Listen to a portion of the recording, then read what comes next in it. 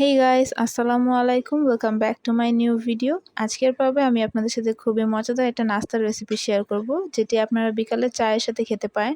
তো আজকের রেসিপিতে আমি ক্রিসপি পটেটো রিংসের রেসিপি শেয়ার করব। তো চলুন শুরু করা যাক। তো প্রথমে আমি এখানে কিছু আলু গোল গোল করে কেটে নিয়েছি। এবার এগুলোকে সিদ্ধ করে নিব। তো আমি এগুলোকে গরম পানির মধ্যে দিয়ে দিলাম। এবার এগুলোকে সিদ্ধ করে নিচ্ছি।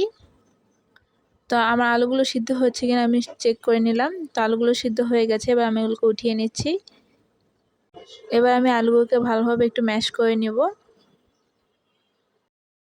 তো আমি আলুগুলোকে ভালোভাবে ম্যাশ করে নিয়েছি।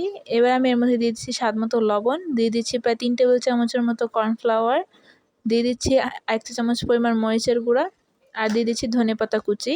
এবার সব কিছুকে ভালোভাবে মিশিয়ে নিচ্ছি। তো আমার সব কিছু কিন্তু ভালোভাবে মেশানো হয়ে গেছে।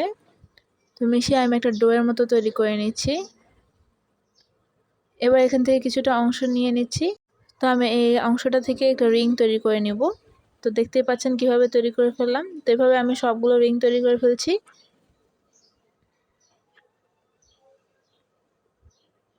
তো আমার সবগুলো রিং তৈরি হয়ে গেছে। এবার একটা প্যানে তেল নিয়ে নিয়েছি। এবার তেলটা গরম হয়ে গেলে আমি রিংগুলোকে দিয়ে দিচ্ছি। তেলটা খুব বেশি গরম থাকা যাবে না।